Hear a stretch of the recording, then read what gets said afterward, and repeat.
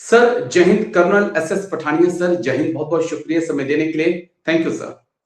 जय जय Hind Rajesh, God bless you, take care. Thank you sir, आपने समय दिया, शुक्रिया इसके लिए। दरअसल मेरे व्यूअर्स ने लगातार मुझे कमेंट्स किए, तो मुझे लगा जाते जाते मैं आपसे सवाल पूछ लूं ताकि उनको उनका जवाब मिल सके। कई जो एक्स सर्विसमैन है सर, उन्होंने एक चीज पे ऐतराज जताया है कि हम सीएसडी कैंटीन में जाते हैं अपना कार्ड लेकर, तो हमें 4 बोतल ही शराब मिलती हैं। जेसीओ साहब बोला 6 बोतल ले जाते हैं, अफसर साहब बोला 10 बोतल ले जाते हैं। बोला रिटायरमेंट के बाद तो कम से कम इतना गैप नहीं होना चाहिए कि अगर अफसर साहब को 10 मिल रही है तो जवान को भी बोला कम से कम 7-8 बोतल मिलनी चाहिए।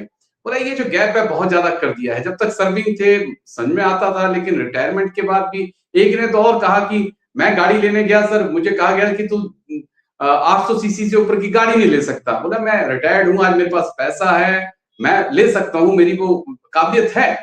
तो कैसे हम इसको देखें, इस पे भी एक रिफॉर्म की जरूरत है। ये जो मतभेद थोड़े से भेद कर दिए गए हैं, मतलब जो अंग्रेजों के टाइम से चीजें आ रही हैं, इसमें थोड़ी सी बदलाव की जरूरत है सर। देखिए राजेश जी, क्या होता है कि कोई भी चीज जो आती है वो एक दिन बनती है। ये पॉलिसी अंडर रिव्यू है, मैंने सुना है कहीं रिगार्डिंग लिकर कोटा। मैंने ये भी सुना है कि कुछ लोग कैंटीन से सामान लेते थे, ग्रोसरी और लिकर, और बाहर बेचते हैं, ये भी मैंने सुना है और ये सच भी है। तो अभी बात सारी ये है कि जब आप ट्रस्ट डेफिशिएट करेंगे, अभी आपको कितनी जरूरत पड़ती है बुढ़ापे में, आप कितना शराब पिएंगे? मैं अपनी बात कर रहा हूँ कि अभी ज्यादातर लोग जो मेरी एज में पहुंचते हैं वो शराब पीना बंद कर देते हैं, और अब महीनों जाते हैं हम अपना कोटा ही नहीं लेते हैं जी।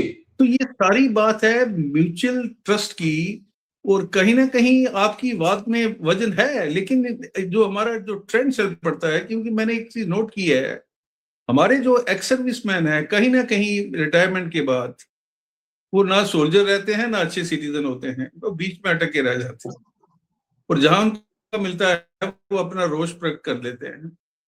तो ये एक दोनों तरफ से चल रही है। It's a policy decision, and I am very sure अगर आर्मी ने ये पॉलिसी ये डिसाइड की है which is duly approved by the government, और जब भी इसके अंदर वो देखेंगे कि कुछ कमी है उसको वो सुधारेंगे।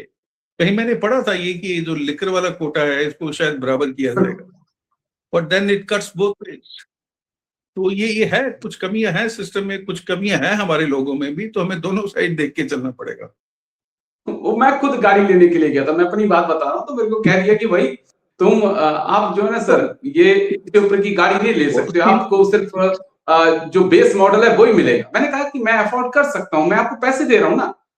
बोला सर आप सिविल से ले लो लेकिन कैंटीन से आपको नहीं मिलेगी। तब मेरा दिमाग भी बता रहा हूँ, कुछ विसंगतियां हैं, इनके ऊपर मैंने सुना था कि विचार हो रहा है, लेकिन अभी आप इसमें अगर आप देखिए अभी 7 या 8 साल बाद आप गाड़ी ले सकते हैं जी।